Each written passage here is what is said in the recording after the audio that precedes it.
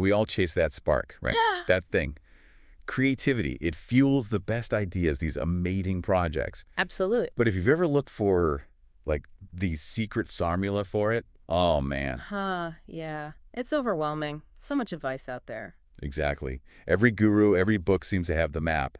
But, how do you actually do it when everyone's pointing in a different direction? It's a real challenge. Well, today we're trying to cut through some of that noise. We're Yeah. doing a deep dive into a really insightful source, I think. It offers a really refreshing take. Okay. It's Mitch Ditkoff's 5 Keys to the Kingdom of Your Own Creativity. And what I like is Ditkoff says, basically, forget the fixed map. Right. No rigid formula. No. Instead, he gives us these guideposts, or he calls them elemental truths, which I like, ways to unlock your own creative path. And that's really our mission here, isn't it? To pull out those 5 core principles from Ditkoff's work. Yeah. Think of it as maybe a shortcut. A way to understand how you can cultivate creativity without getting sort of stuck in someone else's rigid steps. Steps that might not even work for you anyway. Exactly. We're aiming for insights you can actually use, things that might shift how you even think about being creative. Mm-hmm. And Ditkoff really hits this core paradox, he says. The path is made by walking on it. Mm-hmm. You build it as you go. I love that. It takes the pressure off finding the perfect first step. Totally. So this deep dive, it's about illuminating these 5 reliable nuggets of wisdom. It's less about what to create and more about how you start that journey, your own journey. With purpose and maybe even a bit more joy. Let's hope so. Okay. Okay, let's dig in. Let's do it. So the first key, it's foundational, really. It's simply just say yes. Ditkoff really stresses you have to say yes to that creative call with every fiber of your being. That's what opens the door of creation. It sounds simple, but it's deep. It really connects to Joseph Campbell, the whole answering the call idea from The Hero's Journey. right. But Ditkoff adds this layer of total commitment. It's not just nodding along mentally. It has to be this full body, mind, soul thing, because without that deep buy-in, those great ideas, well, they just stay ideas, don't they? Yeah, exactly. They become, as he puts it, fodder for cocktail party conversations. Or like a pep talk posted on your refrigerator. Right. Nothing actually happens. They don't materialize. But saying yes like that, that's easier said than done, isn't it? Yeah. It makes you vulnerable. Oh, definitely. Because you're really committing, and the fear comes up, Yeah. right? What if I fail? What if it's not good enough? That fear can just paralyze you before you even start. Stops that big yes. Which makes that E. Cummings quote Ditkoff uses so powerful. Cummings said, "I imagine that yes is the only living thing." Wow. Yeah. It speaks to the vital energy you need, the life force required to actually begin something new. That pulse pushes past the fear. The breath of creation itself. I like that. Exactly. So for you listening, maybe think about that. Yeah. Is there a creative call sort of whispering or maybe shouting at you right now? And what would it actually feel like to just own it? To stand there and say yes with everything you've got? A powerful question to sit with. Okay, moving to key number 2. And this one.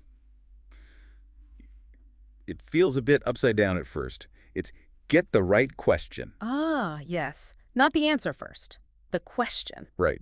Instead of jumping to solutions, Ditkoff says, hang on, let's get the question clear first. It makes me think of that Einstein anecdote. You know the one?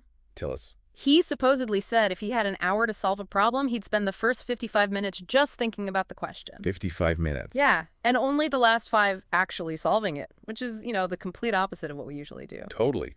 We see a problem or a goal and boom, straight to the to-do list, brainstorming actions. Without really knowing if we're aiming at the right target. It's like that rocket analogy you hear sometimes. If you're off by just 1 degree launching from Earth. You miss the moon by thousands of miles, yeah.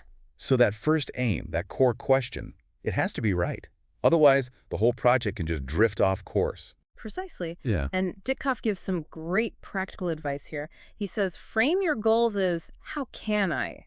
Questions. Okay. But then, and this is key, don't stop there.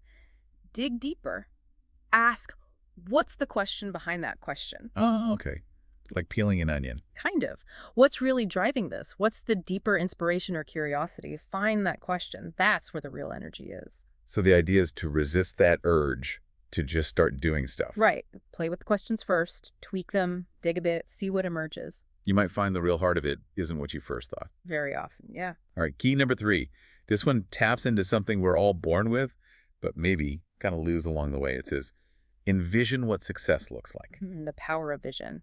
Seneca the philosopher put it beautifully. He said, to the person who does not know where he wants to go, there is no favorable wind. That's good. No favorable wind. If you don't have a destination, it doesn't matter how good the conditions are, you won't get there. And it's so true, isn't it? When we were kids, we could just fantasize, imagine whole worlds, things that didn't exist yet. It was easy. Effortless. Yeah. But then, life happens. Society tells you, be realistic, fit in. Yeah. And that amazing ability to just dream big, it kind of shrinks. You get conditioned out of it. Sometimes it even gets laughed off as childish. Yeah. But then you look at, say, top athletes, Olympians, or, creative geniuses, scientists. They all do it.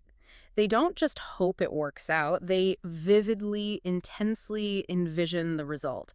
They basically think things into being. Like creating a mental blueprint. Exactly. It's not just wishful thinking. It's about seeing it as done, feeling it, and then holding on to that vision, really sustaining it. That clear image acts like a magnet pulling you forward. Precisely. It guides your actions, consciously and subconsciously. Didkov actually gives a little exercise for this. He says, imagine it's a year from now. Your project, whatever it is, it exists. It's a success. What does it look like? Like really specifically, how does it feel? And then he says, go tell your best friend about it. Describe it like it's already real. I like that. Make it tangible through story. Yeah. Okay, number 4. This one. This is a big reframe, a concept most of us wrestle with. Reframe discipline. Discipline. Yeah. The word itself feels heavy sometimes. Right. Didkov points out something like 90% of people feel they need more discipline.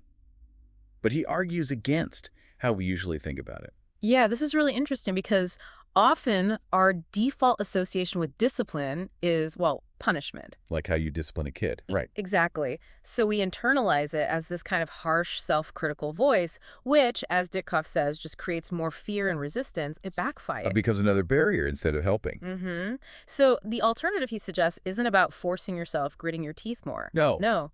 It's about cultivating curiosity and fascination.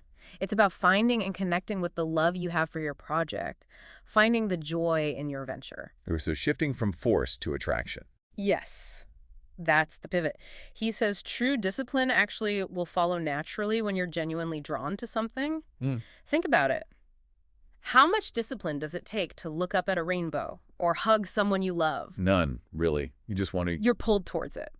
And he connects discipline back to its root word, disciple. Oh, interesting. A disciple is someone deeply committed, learning, growing, devoted to something. So Didkov says, be a disciple of your own aspiration. Fall in love with it.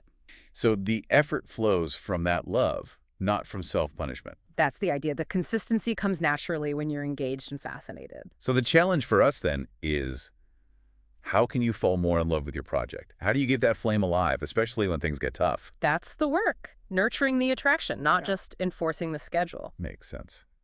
Okay, finally, our 5th key. And this one feels incredibly relevant today. It's quiet your mind. Oh, boy, yes. Dealing with the noise, the mental clutter, the information overload. It's constant, isn't it? It really is. There's that maybe apocryphal story about Buddha, that he could apparently discern his last 2 thoughts out of something like 2,000 thoughts per second. Whoa, 2,000 per second. That's a lot of noise. Exactly. It just highlights the sheer volume of mental traffic most of us deal with constantly, just this inner static. And Didkov's point is that this static basically blinds us. He says the clues we need to decipher the mystery of creation are often right in front of our noses. But we can't see them or hear them. Our minds are too full, too noisy. We miss the subtle signals. The answers are there, but we're just not receptive. And creative people, they seem to get this intuitively, don't they? How so? Well, it's why they often seek out retreats or lock themselves away in a studio or get up super early to work before the world wakes up. They're actively creating quiet space. Exactly, because they know deep down that a quiet mind is the fertile ground from which the seeds of inspiration flower and bear fruit. It's essential. It's the necessary condition for those aha moments to actually land. Precisely. You need that stillness for insight to emerge. So the invitation here for everyone listening is maybe to just identify what works for you already. How do you find that quiet? Maybe it's meditation. Maybe it's a walk outside, no headphones. Could be journaling or just staring out the window for 5 minutes. Whatever it is, find it. And then, actually practice it regularly. Make space for the quiet. Yeah. So, okay, let's recap quickly. No single map for creativity, Ditkoff says. But these 5 guideposts, they offer a really powerful framework for navigating your own unique path. Right. That first one? Saying a full-bodied yes to the call. On number 2, taking the time to find the right question before chasing answers. Third, really envisioning success. Yeah. Making it feel real in your mind. 4th, reframing discipline away from punishment towards attraction and love for the work. And finally, fifth, intentionally quieting your mind to make space for insight. Yeah. And it's crucial, isn't it, to see these not as like sequential steps you check off. Absolutely not. They're more like principles, interconnected truths you integrate into how you approach things.